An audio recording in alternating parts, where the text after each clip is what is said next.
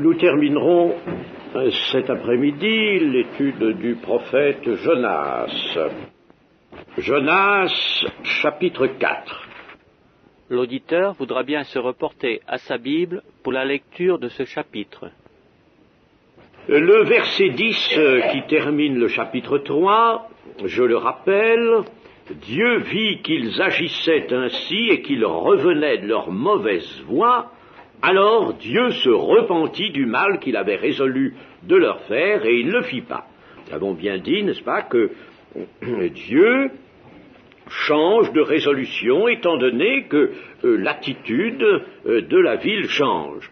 S'il a voulu que le jugement soit annoncé et qu'un délai de 40 jours soit accordé à la ville, c'est bien pour laisser place à une éventualité comme celle-là, le repentir de la ville, sans quoi la prédication n'avait aucun intérêt, et il n'y avait qu'à laisser venir le jugement sans avertir. Mais un avertissement de Dieu, une prédication de Dieu, a toujours pour raison de ménager la possibilité d'un retour à Dieu, d'un renoncement au péché. Alors, cela déplut fort à Jonas et il fut irrité. Voilà que Jonas n'est pas content. Et son mécontentement se porte vraiment contre l'Éternel. C'est contre l'Éternel qu'il est mécontent. Voilà l'homme. Dieu devrait agir selon lui, selon ce qu'il croit être la logique, selon ce qui satisfait sa pensée mauvaise, car la pensée de l'homme est naturellement mauvaise. Il faudrait que Dieu agisse selon l'homme, mais non selon lui. Dieu devrait donc agir au gré de l'homme, qui pense quelquefois que Dieu n'est pas assez psychologue, qu'il ne connaît pas suffisamment et sous un jour pratique les choses, et que Dieu, il oublie que Dieu est parfait. Jonas irrité, c'est Caïn irrité. C'est un autre Caïn, un nouveau Caïn, et des Caïns irrités, il y en eut tout le temps, il y en a toujours.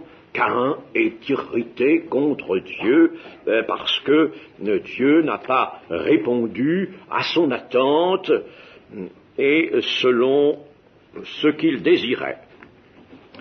Mais Jonas n'est-il pas prophète? Certes, il est prophète. Alors cela peut nous étonner que le prophète ne soit pas autre chose, autrement que l'homme pécheur.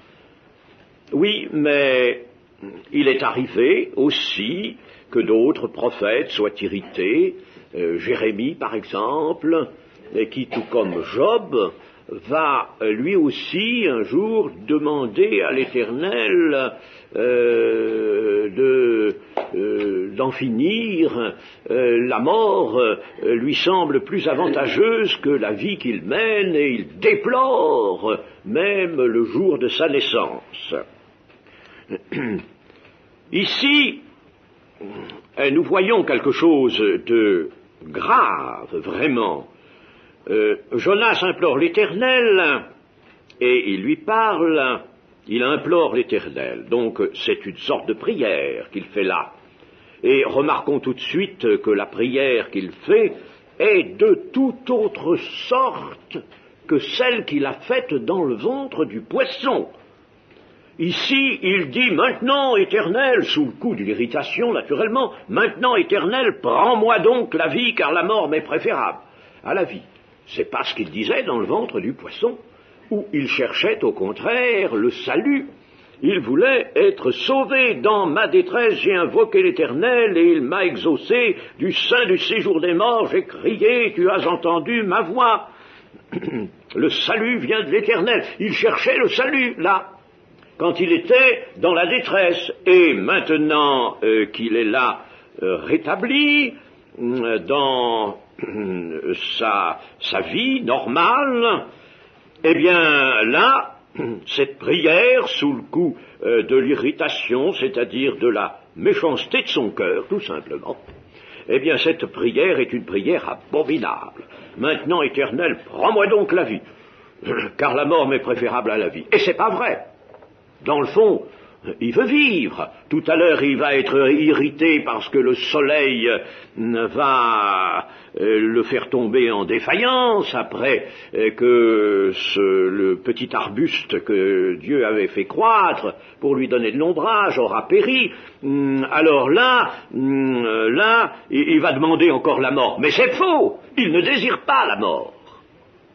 Vous voyez comme tout est faux, tout est mauvais dans une prière qui est faite avec un tel cœur. Son cœur est livré à la méchanceté, son cœur est le cœur naturel, c'est la chair qui parle, et c'est quelque chose d'abominable. Et alors il va dire, n'est-ce pas ce que je disais quand j'étais encore dans mon pays ?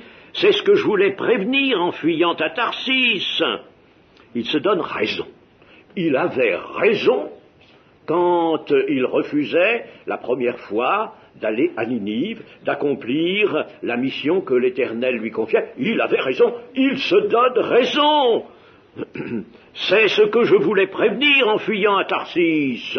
J'avais bien vu les choses de loin, moi. Je savais bien ce qui arriverait. Et pour éviter ce mécompte, cet aboutissement que je juge mauvais, alors j'avais raison de m'en aller à Tarsis. J'avais raison. L'homme qui se donne raison devant Dieu, et il se donne raison d'avoir désobéi à Dieu. Mais c'est lamentable, ça. C'est absolument lamentable. L'histoire de Jonas présente beaucoup de traits communs avec la vie chrétienne. Alors, bien sûr, vous allez peut-être penser que les traits de ce récit sont un petit peu gros. Enfin, c'est, bien sûr, il est exact, il est vrai ce récit, mais enfin, l'attitude de Jonas est un peu outrancière, et que nous ne risquons pas quand même de tomber dans un tel travers. Attention, ne le disons pas trop vite. Après avoir accompli un service puissant et efficace, après avoir, disons, été sauvé lui-même par son Dieu, eh bien, Jonas réapparaît comme l'homme de chair, comme un homme, nous dirions aujourd'hui, absolument inconverti, qui n'a rien reçu de la parole de Dieu. L'homme courroucé, dont la pensée se sépare de Dieu, et même dont la pensée lutte contre Dieu. J'avais raison, n'est-ce pas ce que je disais encore? J'avais raison contre toi, Seigneur. Toi, tu avais cette décision, tu avais pris cette décision que j'aille à Ninive, et ben ce n'était pas bon, c'est pas ce qu'il fallait. J'avais raison, moi, de désobéir. Quelle triste et repoussante attitude que celle du prophète Jonas. Et pour nous aider à méditer là-dessus, nous pourrions nous rappeler ce que le prophète Jérémie dit dans son chapitre 17. Maudit soit l'homme, ce chapitre 17, verset 5, maudit soit l'homme qui se confie dans l'homme, qui prend sa chair pour son appui, c'est ce que fait Jonas ici, et qui détourne son cœur de l'Éternel. Voyez-vous, l'homme qui détourne son cœur de l'Éternel, il a ses propres pensées, et ses propres pensées s'opposent à celles de l'Éternel. Il est comme un misérable dans le désert, il ne voit point arriver le bonheur, il habite les lieux brûlés du désert. Et puis, béni soit l'homme qui se confie dans l'homme, et dont l'Éternel est l'espérance. Et un peu plus loin, au verset 9, le cœur de l'homme en général, le cœur est tortueux par-dessus tout. On peut traduire ici, le cœur est rusé. Le cœur est tortueux, rusé. Il a des détours qui sont imprévisibles même. Le cœur de l'homme est tortueux par-dessus tout. Il est méchant. Qui peut le connaître? Qui peut le connaître? Voyez-vous, le cœur de l'homme naturel, de tout homme, le cœur de tout homme naturel est un mystère. On pourrait dire qu'il y a dans le cœur de l'homme le mystère de l'iniquité. Il y a des choses inattendues, des choses déconcertantes. La méchanceté se présente sous un jour souvent absolument inattendu. Et ça, on le trouve chez des enfants. Plus ou moins marqué, mais on le trouve chez des enfants. On voit ça chez des enfants, ce qui nous permet de dire que vraiment le péché c'est bien un triste héritage. Caïn naît à l'image et à la ressemblance d'Adam, c'est-à-dire d'un homme devenu révolté, devenu pécheur. Et Caïn est un homme révolté, pécheur. Il est à l'image. Et nous, nous sommes à l'image d'Adam, à l'image de Caïn. Alors ça s'exprime de manière différente d'un individu à l'autre, mais c'est toujours là, le cœur est tortueux par-dessus tout. Comment? Voici un prophète qui s'entretient familièrement avec son Dieu comme un enfant avec son père. Dieu lui parle. Et il peut dire ce qu'il veut à Dieu. Et voilà cet homme qui est mécontent du succès que sa mission a remporté, la mission que Dieu lui avait confiée. Il est mécontent du succès. Il reproche à Dieu sa miséricorde. C'est ce que je voulais prévenir ou éviter en fuyant à Tarsis. Car je savais que tu es un Dieu compatissant et miséricordieux, Dieu lent à la colère et riche en bonté, et qui te repent du mal. Et ça me convient pas. Ça ne convient pas à Jonas, cela. Il reprend les propres paroles de Dieu, mais ça ne lui convient pas. Je le savais, ça. Et je m'en méfiais. Je me méfiais de ça. Mais c'est vraiment terrible. C'est ça le cœur de l'homme. Voilà le cœur de l'homme. Et voilà le nôtre. Et voilà pourquoi il faut que notre cœur soit changé. Et si notre cœur n'est pas changé, il reste comme ça. Aurons beau essayer de masquer plus ou moins, nous resterons avec cette puissance du péché, cette force, cette résurgence du péché en nous. Ça ne nous plaira pas non plus, nous, que le Dieu soit miséricordieux. Ça ne nous plaira pas. Nous allons essayer de situer ça un peu. En somme, Jonas éprouve le dépit d'un amour-propre froissé. Il faut préciser que, à ce moment-là, au moment de sa prière, là, au moment du récit du chapitre 4, les 40 jours ne sont pas épuisés. Et il sait que Dieu se repent du mal qu'il avait résolu de leur faire. Et Dieu lui a dit, ce n'est pas marqué explicitement dans le texte, mais ça c'est implicite, n'est-ce pas, implicite, puisque tout à l'heure on va voir Jonas qui va s'installer là à bonne distance en dehors de la ville, et puis va rester là pour voir ce qui va arriver, c'est-à-dire qu'il va attendre les 40 jours, puis il va voir si vraiment, n'est-ce pas, le jugement frappe la ville ou non. Donc, nous sommes avant l'épuisement des 40 jours. Et Dieu lui dit, eh bien, c'est bien, ta prédication a eu un effet superbe, ils se sont tous repentis.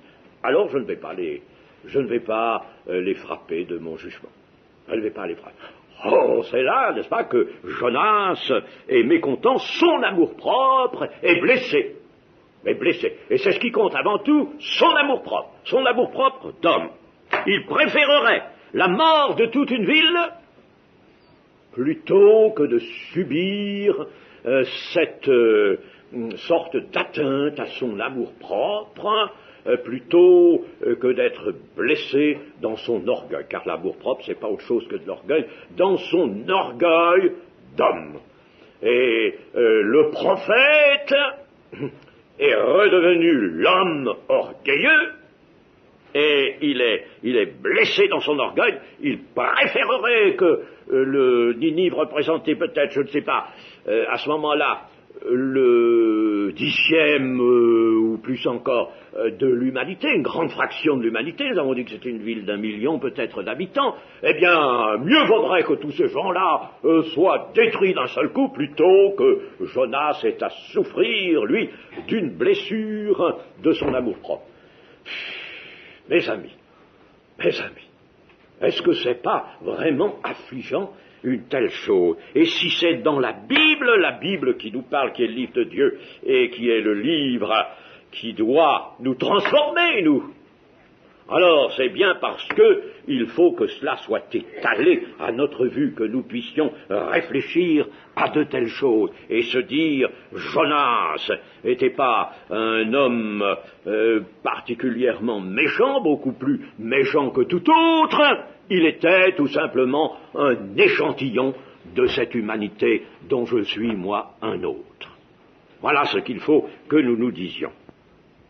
Ça nous rappelle, évidemment, cette irritation et ce désir de choisir plutôt la destruction de Ninive qu'une blessure d'amour-propre. Ça nous rappelle un peu aussi l'attitude des deux apôtres. Vous voyez, les apôtres, ce n'est pas non plus des hommes tirés d'une autre souche que de cette humanité mauvaise, parce que Jean et Jacques, fils de Zébédée, en passant à Samarie, où on leur refuse le jugement parce qu'ils sont juifs, toujours cette animosité entre Samaritains et Juifs, on ne veut pas les loger, et puis tout de même le soir est arrivé, puis eux voudraient bien tout de même disposer d'un lit, d'une couche pour passer la nuit, continuer à marcher encore, on est fatigué, hein, et ces gens-là veulent pas nous donner le gîte. Ah, Seigneur, ordonne que le feu du ciel descende et puis les consume tous. Voilà, la chose est réglée comme ça. Voilà, n'est-ce pas? Voilà l'homme. Et c'était deux apôtres. Et parmi ces deux apôtres, enfin on peut dire que les deux apôtres, après, n'est-ce pas, vont se révéler magnifiques. Jacques va être le premier martyr des apôtres, et puis Jean va être cet apôtre magnifique qui aura vocation à exprimer l'amour de Dieu. Ben oui, ils étaient le feu du ciel, voilà, n'est-ce pas? Allez, détruisez-moi tout ce monde-là, n'est-ce pas? Et puis comme ça, on aura de la place pour se loger. C'est quelque chose, n'est-ce pas, de monstrueux, on peut dire que c'est monstrueux. Vraiment, n'est-ce pas, il faut voir cela, l'homme est monstrueux, celui qui ne sait pas ça, comprend pas le salut, comprend pas la Bible, comprend pas l'action de Jésus-Christ, si on ne sait pas ces choses-là. Et si on se croit soi-même, ma foi, pas si mauvais que ça, on n'a ni tué ni volé, on n'a pas fait tant de mal, une petite amélioration et puis ça sera bien, mais pas du tout. C'est une refonte de fond en comble qu'il faut chez l'homme, un cœur nouveau, vraiment. Eh bien, si c'est monstrueux de chez Jonas, cela, et chez tout homme, quel qu'il soit, tout homme naturel, l'homme psychique, comme dit Paul, eh bien, c'est monstrueux aussi chez un chrétien. Un chrétien révolté, c'est monstrueux. Bien sûr, on peut très bien voir peut-être des atténuations à l'avantage de Jonas, et puis dire qu'il était juif, bien sûr, et que les juifs en général avaient du mal à supporter que les païens, comme l'étaient les Ninivites, puissent avoir accès à la bonté de Dieu comme eux-mêmes. Eux, ils étaient le peuple élu, ils étaient le peuple de l'Alliance, et par conséquent, ils se voyaient des privilèges. ils voyaient avant tout des privilèges. Le peuple élu, et ils se voyaient sauvés, ils se voyaient, entrer dans le royaume de Dieu, le royaume éternel de Dieu, tout simplement parce qu'ils étaient juifs, ou israélites si vous voulez.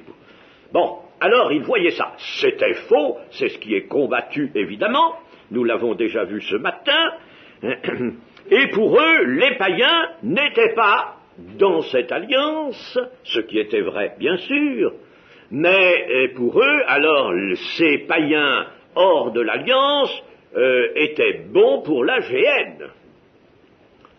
C'était toute une grande part de l'humanité qu'on pouvait d'un seul coup jeter en enfer. Voilà ce qu'ils avaient fini par comprendre, ce qui avait par conséquent faussé entièrement le message de Dieu, on peut dire le message même de la loi. Rappelons-nous la parabole du fils prodigue, par laquelle Jésus dénonce un peu cela, lorsqu'il nous indique quelle est l'attitude du fils aîné. Le fils aîné qui voit que le père fait une fête à son frère, qui était parti avec sa part d'héritage, qui a tout dilapidé, et puis quand il n'a plus eu un sou, qu'il a été dans la misère, était obligé de manger la nourriture qu'on donnait aux porcs, alors il s'est repris, il s'est repenti, puis il est revenu chez lui, à la maison du père, pauvre, dénudé, et puis le père l'accueille, on fait une fête, on tue le veau gras, et puis le fils aîné qui, lui, est toujours resté fidèle à son père dans la maison, voit cela, et il a au cœur de l'amertume. De l'amertume. Vous voyez, c'est un peu ça qu'éprouvaient les Juifs, et il ne faudrait pas que nous éprouvions pareil sentiment. Mais, je disais, je reviens à ça, un chrétien doit savoir considérer toutes ces choses, et notamment ce récit qui nous est proposé ici par la Sainte Écriture, et se juger lui-même, redescendre dans le fond de son cœur et aller voir s'il n'y aurait pas quelque chose, des choses qui soient un petit peu apparentées avec l'irritation, les causes de l'irritation de Jonas. Examinons donc notre propre cœur. Ressemble-t-il, même un peu, même par certains côtés seulement, ressemble-t-il à celui du prophète Jonas en ce moment-là?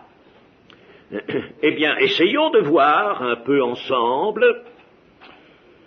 Il n'arrive-t-il pas, par exemple, que nous prenions plus vite notre parti du mal qui arrive aux autres que du bien qui leur échoue?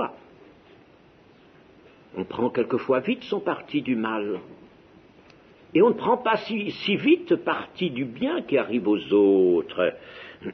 En effet, n'y a-t-il pas même quelquefois un tout petit grain d'envie en constatant que d'heureuses choses, par exemple, arrivent à certains et pas à nous? Tiens, regardez-moi cette belle situation qu'il a eue, que son fils a eue, regardez-moi cette belle maison, hein, et on a eu de la chance. Ah, il a été béni du Seigneur, oui, pas moi. Moi, non, je n'ai pas été béni comme ça, hein, ma maison, hein. Ah, bah oui, presque un peu plus, on dirait, l'Éternel n'est pas égal, hein, pas juste, il lui donne beaucoup de choses, à lui, puis moi, hein. Pourtant, je suis chrétien, je suis fidèle, je vais à mon assemblée, et je pâtis de pas mal de choses, tandis que lui, regardez-le, tandis que celle-là, regardez un peu, n'est-ce pas, hein, tout lui réussit.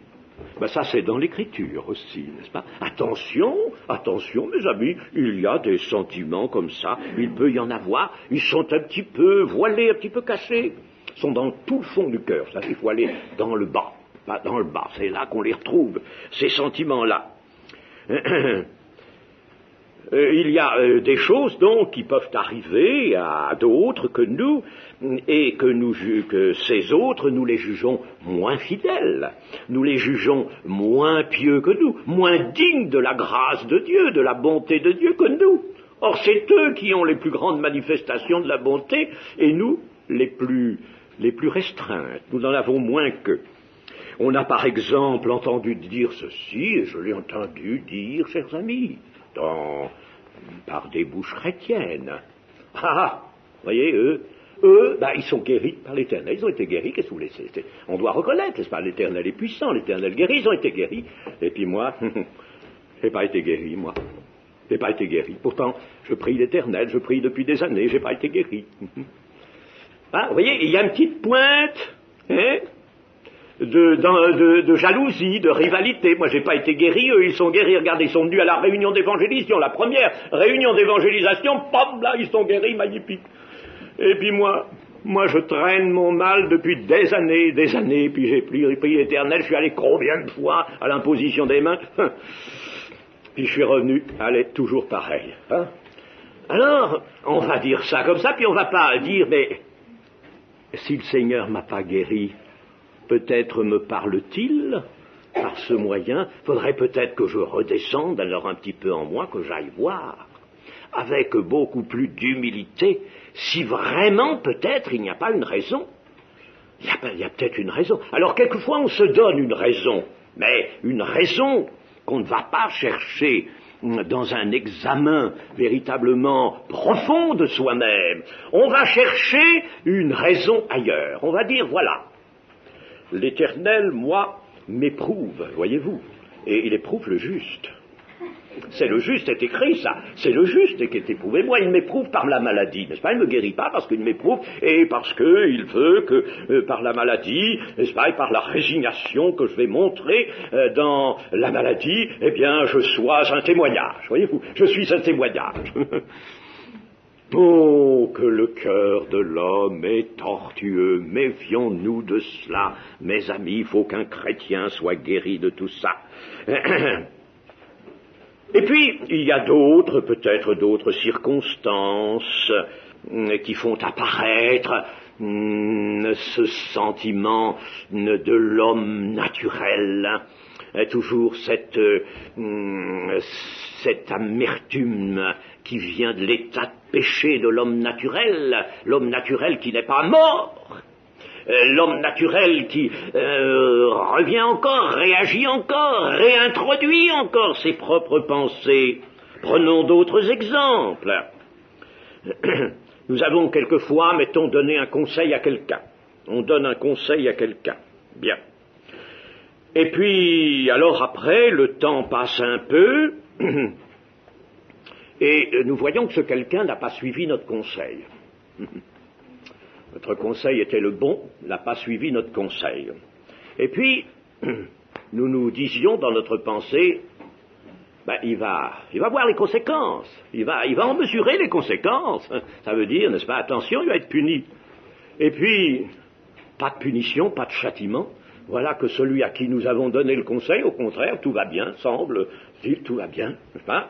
Eh bien, secrètement, nous aurions désiré qu'il soit puni, qu'il soit châtié. Puis Dieu, au contraire, ne l'a pas châtié, Dieu lui a montré sa bonté et son amour. Nous n'aimons pas ça. Ça nous gêne, ça. C'est gênant. Nous avions donné un conseil, on n'a pas suivi notre conseil, eh bien il fallait qu'il y ait châtiment. Seigneur, tu es trop miséricordieux. Mais oui, c'est ça, chers amis, c'est ça. Il faut le dire, n'est-ce pas? Est-ce que vous voulez, il y a de cela dans le fond des cœurs. Cela, nous devons nous en débarrasser. Et puis, il peut arriver, autre exemple, que nous ayons fait des pronostics assez funestes sur une personne. Nous connaissons une personne qui persiste à suivre une mauvaise voie. Elle agit très mal, son comportement, sa conduite, c'est douteux. À chaque fois qu'il y a quelque chose de mal à faire, il ne rate pas l'occasion, n'est-ce pas? Eh bien, moi, je le dis, attention, n'est-ce pas, ce qui va lui arriver, elle verra, cette personne, elle verra ce qui va lui arriver. Et puis, voici que les événements nous apportent un démenti. Il lui arrive rien, n'est-ce pas? Il arrive rien à cette personne, et même on dirait que ça va très bien.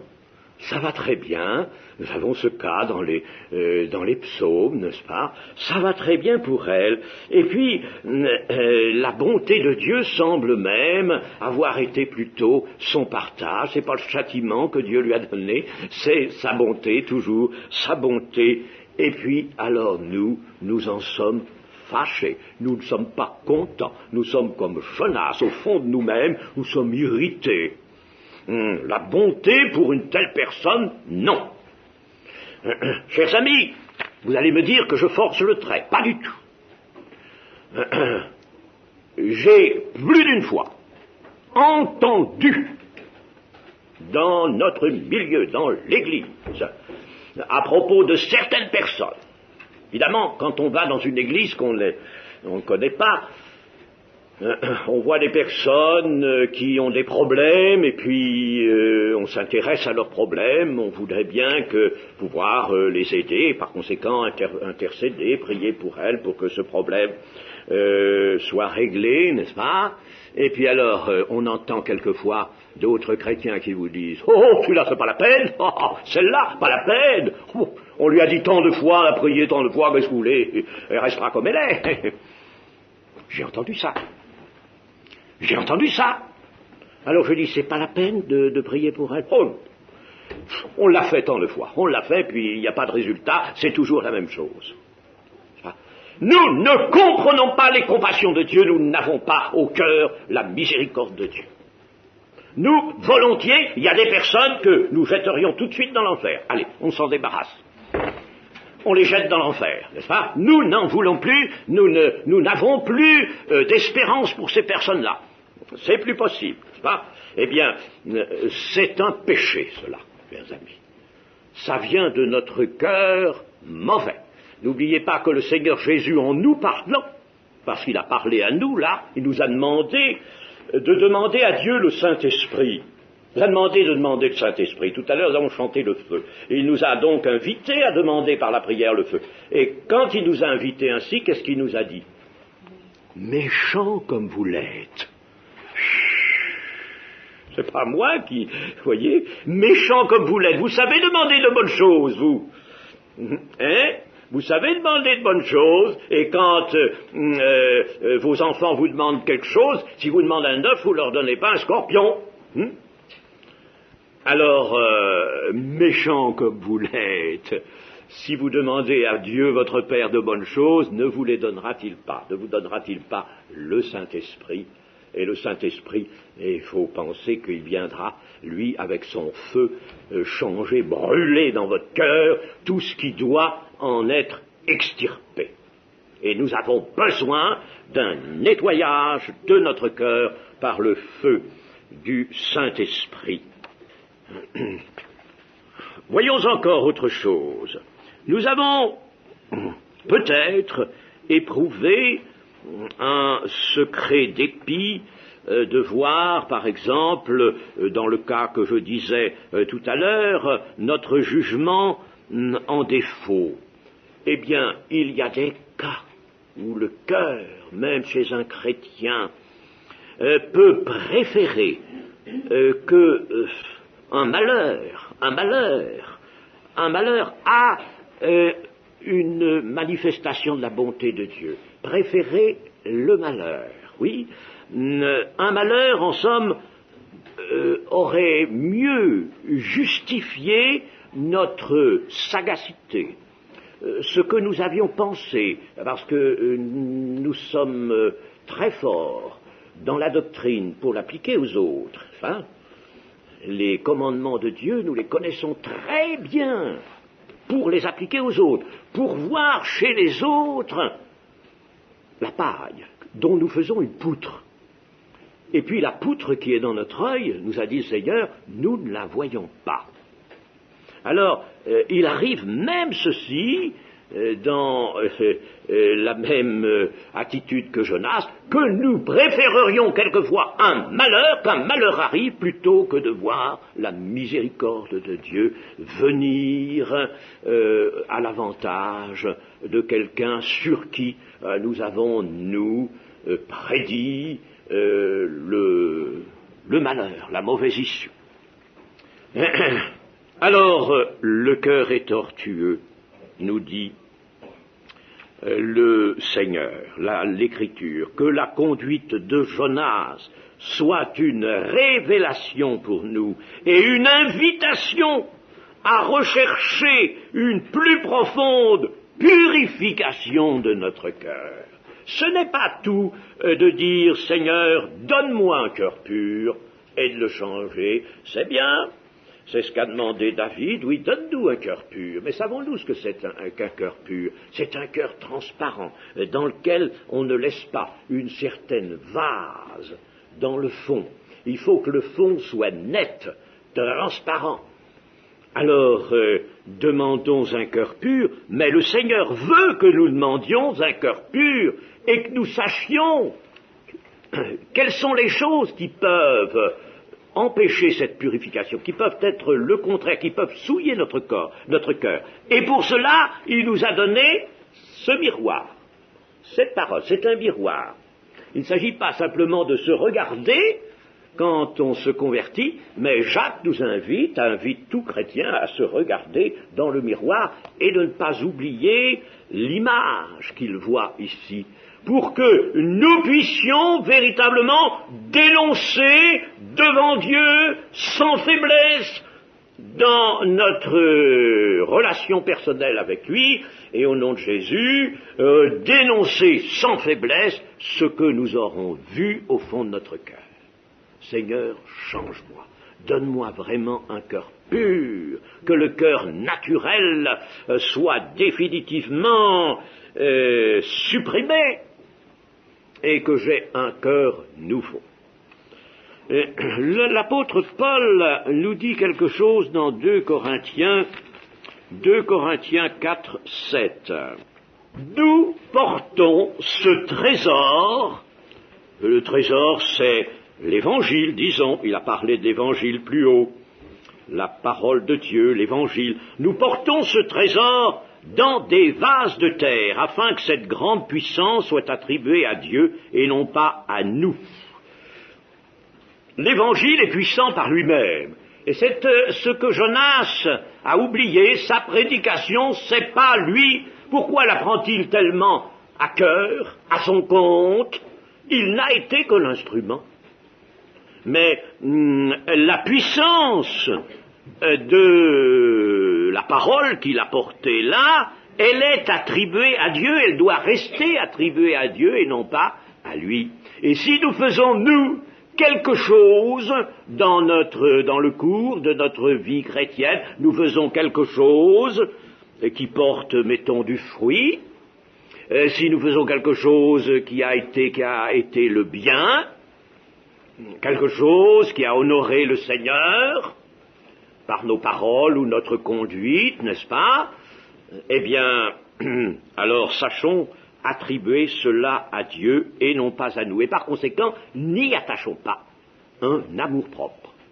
Vous voyez, il ne faut pas y attacher un amour-propre. C'est à Dieu. Nous avons fait l'action de Dieu. Maintenant, l'action de Dieu, Dieu va la continuer comme il voudra.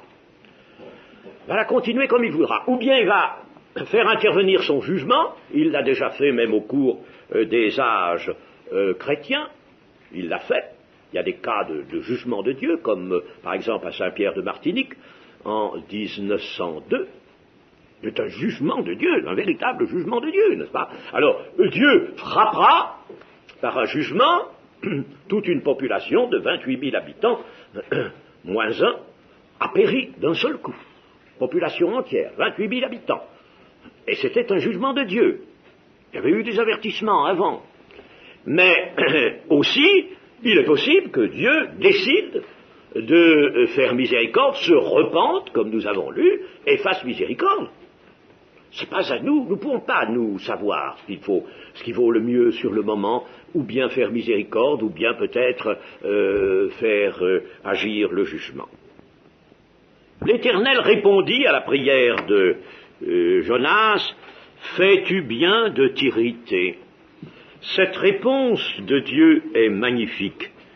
En somme, Dieu aurait pu très bien aussi bousculer un peu Jonas, n'est-ce pas, le ramener durement à la raison. Ben non, non.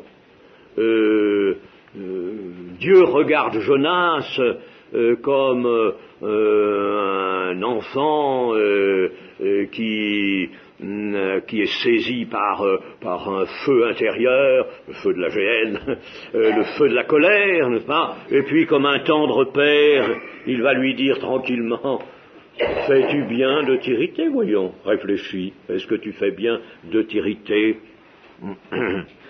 Et puis ensuite, le récit nous présente Jonas sortant de la ville et s'asseyant à l'orient de la ville, c'est-à-dire à l'est de la ville.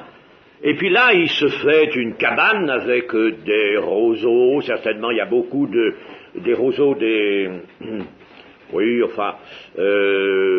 plantes un peu analogues aux roseaux, des grands roseaux dans ces régions. Dès qu'il y a un peu d'eau, il y a tout de suite là des grands roseaux qui poussent. Alors il fait une cabane avec ça et il s'y tient à l'ombre. Évidemment, l'ombre des roseaux n'est pas idéale. Hein. Les roseaux ont des feuilles très allongées, puis ils n'en ont pas beaucoup. C'est surtout des bâtons, les roseaux. Enfin, c'est pas l'idéal. Mais il se met là jusqu'à ce qu'il vit ce qui arriverait dans la ville. Il n'est pas encore acquis, il n'est pas certain de la parole de Dieu. Dieu lui a dit qu'il se repentait, étant donné du mal qu'il avait résolu de leur faire, et qu'il ne va pas le faire. Il est prévenu, et alors il se dit malgré tout, il va peut-être le faire quand même. Hein? Et puis, étant donné ma prière, qu'il croit bonne, lui, étant donné que j'ai fait des reproches à Dieu, alors Dieu va peut-être se repentir une deuxième fois dans l'autre sens, hein, et revenir à son intention première de détruire Ninive. Voilà ce qui plairait à Jonas. Mais il se dit, la destruction quand même de la ville, ça va être quelque chose de terrible. Mettons-nous un peu, prenons le large, mettons-nous à l'est, assez loin de la ville. On verra de loin ce qui se passe. L'Éternel Dieu fit croître un ricin qui s'élevait au-dessus de Jonas, qui s'éleva au-dessus de Jonas. Alors ça pousse très vite, et en une nuit, il y a là un fait miraculeux que Jonas peut lui-même constater, que tout de même, même si c'est une plante qui croît rapidement, en une nuit, n'est-ce pas, venir et puis faire des branches et des feuilles, un ombrage au-dessus de la cabane de Jonas, tout de même, hein, et puis c'est la nuit que ça se passe, ça. En général, la croissance se fait tout de même le jour. Il y a un fait donc miraculeux pour donner l'ombre sur la tête et pour lui ôter son irritation. Avec un peu moins de soleil sur la tête, peut-être que Jonas n'aura plus de raison. Et alors, Jonas, lui, quand il voit, en se réveillant le matin, ce magnifique ombrage, ces larges feuilles sur sa cabane peut-être de bambou, n'est-ce pas? Et quand il voit cela, là-dessous, le soleil va se lever, va entrer dans son ardeur, et puis lui, il est bien à l'abri, alors il éprouve non pas une petite joie, mais une grande joie, nous dit le texte. Une grande joie à cause de ce ricin. Ah, voilà un changement de sentiment. Tout à l'heure, il était irrité, parce que Dieu était miséricordieux à l'égard de toute une population. Et puis, maintenant, il entre dans une grande joie parce que pour lui personnellement, pour son petit bien-être, Dieu lui a donné quelque chose, Dieu a manifesté sa bonté, mais sa bonté, ça lui est dû, la bonté de Dieu lui est due à lui, pour son petit bien-être. Alors là, ça lui cause de la joie. Il n'a pas de la joie parce que Dieu épargne 1 million d'hommes et des animaux. Non, ça ne lui cause pas de la joie, ça lui cause de l'irritation. Et par contre, il a de la joie, de la grande joie, parce que son petit bien-être vient d'être pris en charge par Dieu. Dieu lui donne un petit bien-être. Alors ça, il apprécie vraiment au point d'être dans la joie. Fini l'irritation, maintenant, il est dans la joie. Et c'est bien une leçon, naturellement, que Dieu voulait lui donner. Nous avons bien dit qu'il y avait entre Jonas et le Seigneur Jésus-Christ, comme en bien d'autres personnages bibliques, un rapprochement à faire, une sorte de confrontation. Et cette confrontation, en général, on la signale en utilisant le système de la typologie, avec quoi il faut être très prudent, très prudent. Mais enfin, nous disons, Jonas est un type de sauveur, de type de Jésus-Christ. Bon, mais ça ne va pas très loin. Dans certains aperçus de l'action de Jonas, action qui d'ailleurs est celle de l'Esprit de Dieu par lui, n'est-ce pas? Mais dans certains aspects, oui, il peut être un type, mais pas dans tous les aspects. Quand il redevient l'homme, il n'y a plus rien de commun avec Jésus-Christ. Au contraire, il y a contradiction. En effet, le Seigneur Jésus-Christ s'est trouvé, lui, devant une grande ville qui tenait même à cœur à Dieu son Père. Il s'est trouvé devant Jérusalem, à Jérusalem. Et puis, qu'est-ce qu'il a fait? Lui aussi s'est affligé, c'est pas irrité, mais il s'est affligé, il a pleuré. Et il a pleuré, pourquoi? Parce qu'il voyait que cette ville ne recevait pas le don de Dieu, et que cette ville persistait dans la négation, dans une attitude néfaste, une attitude de refus, et que par conséquent, elle allait nécessairement vers son malheur. Ô toi, Jérusalem, toi qui tues les prophètes, tu n'as pas connu le temps où tu as été visité. Et pourtant, tes habitants ont été comme des poussins que la poule mère prend sous ses ailes. L'action de Dieu a été comme l'action de cette poule qui prend ses poussins sous ses ailes, mais tu n'as pas su reconnaître la chose, et tu continues dans ta révolte, tu continues dans ton indignité, et c'est le malheur qui va... Et Jésus a pleuré à cause du malheur. Tandis que lui, Jonas, il est affligé à cause du bonheur des Ninivites. Voyez la différence, n'est-ce pas? Énorme, énorme. Alors on peut dire ceci, mais n'y a-t-il pas une différence entre le Seigneur Jésus et nous-mêmes, et chacun de nous? Ça, c'est un moyen de s'examiner. Le Seigneur Jésus, il faut relire les évangiles.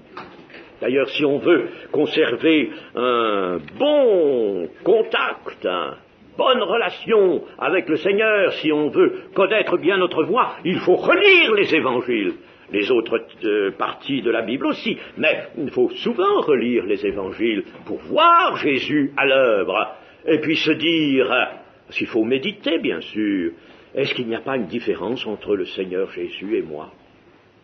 Et il y a un livre, un petit livre qui a été en circulation il n'y a pas bien longtemps, il n'était pas mal, je ne sais pas d'où ça venait, et ce petit livre était intitulé quelque chose comme ça, qu'aurait fait Jésus, le Seigneur Jésus, à ma place.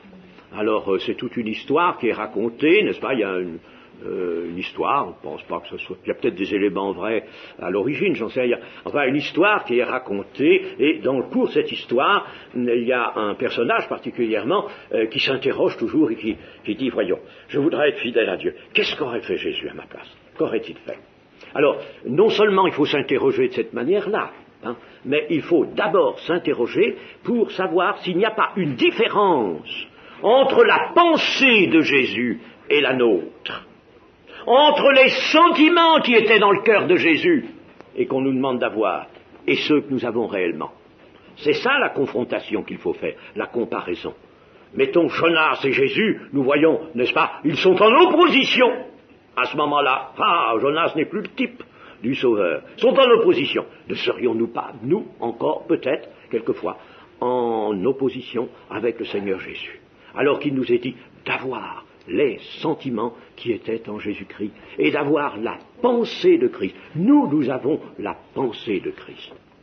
Ensuite, le lendemain, à l'aurore, Dieu fit venir un ver qui piqua le ricin, et le ricin sécha. C'est curieux, n'est-ce pas, l'action de Dieu, là, avec son prophète.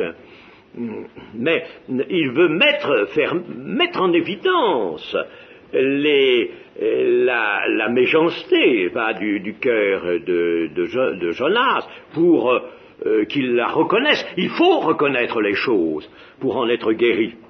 Alors il fait venir un ricin un ver qui pique le ricin. Au lever du soleil, en plus, Dieu fit souffler un vent chaud d'Orient, un sirocco.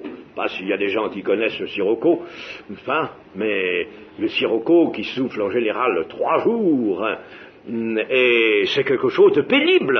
En plus, le soleil qui darde vraiment là, les rayons puissants dans ce pays d'Orient, et puis le sirocco qui souffle par là-dessus, moi je le connais, en Algérie, dans le sud algérien. Vous savez, quand il y a du sirocco, il ne s'agit pas d'avoir la tête nue. Un casque colonial, comme on l'appelait, est la moindre des protections, mais il en faut quelquefois bien plus que ça. C'est éprouvant, il faut dire que c'est éprouvant. Alors, Jonas tombe en défaillance. Sa cabane, elle ne peut pas le protéger, le ricin a séché, et puis alors le vent souffle à travers les roseaux de la cabane, c'est comme s'il n'y avait rien du tout. Alors il demande la mort à nouveau, la mort mais préférable à la vie. Et Dieu va lui dire, mais fais-tu bien de t'irriter? Tu t'irrites pourquoi? À cause du ricin, et à cause de la protection qu'il t'accordait à toi, et dont subitement tu es privé. Alors tu t'irrites parce que tu es privé d'un avantage, d'un effet de ma bonté, tu es privé de ça.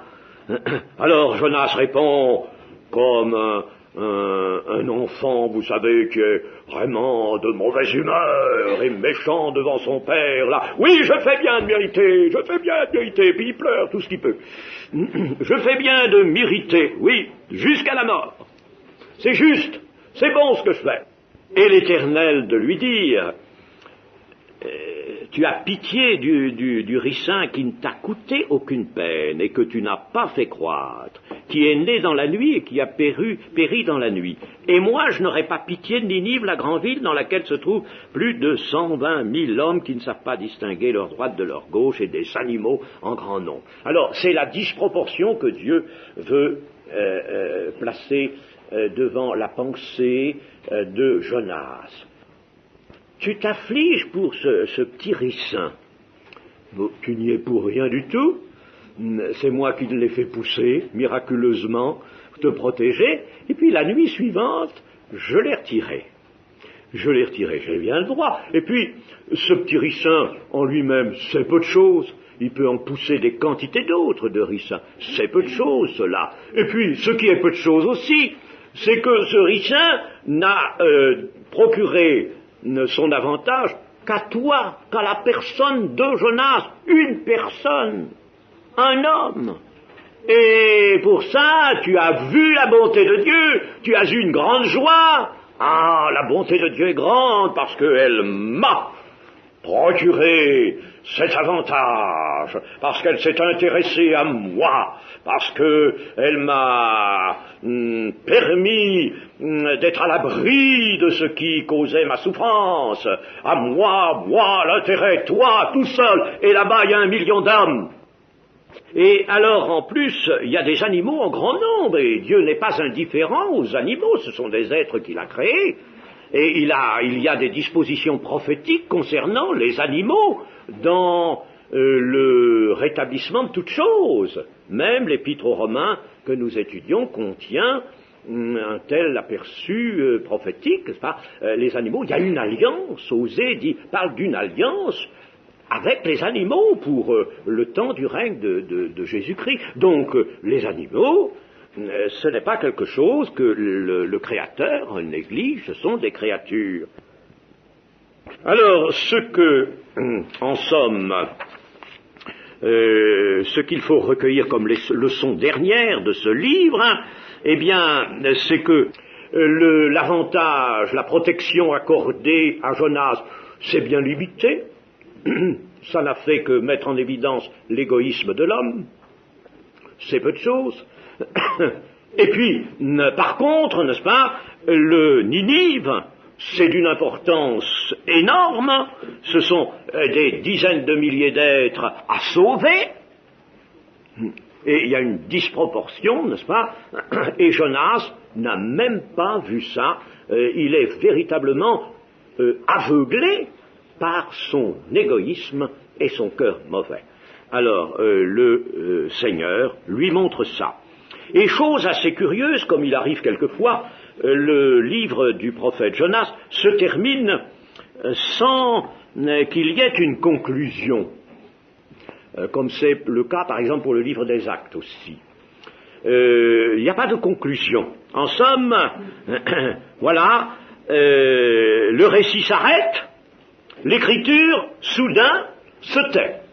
Elle nous a montré les choses, nous a montré même comment Dieu voyait le problème, la leçon qu'il donne, la leçon de choses, la leçon dans l'action, dans le fait qu'il donne à son prophète Jonas, et puis on ne sait plus rien, n'est-ce pas? L'écriture se tait soudain, nous laissant, nous, le soin de réfléchir. Vous voyez, c'est une invitation à réfléchir et à appliquer pour nous-mêmes les leçons que nous y avons trouvées.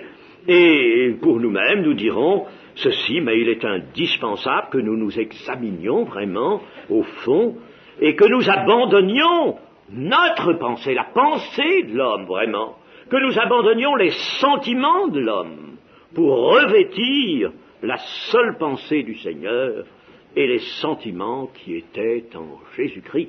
Voilà le cœur nouveau qu'il nous faut, sans quoi nous retomberons nous aussi dans des travers qui s'apparenteront avec l'attitude révoltante du prophète Jonas. Voilà ce que l'Écriture nous dit, elle nous parle. Hein? Et c'est une chose dont nous pouvons remercier le Seigneur. Amen.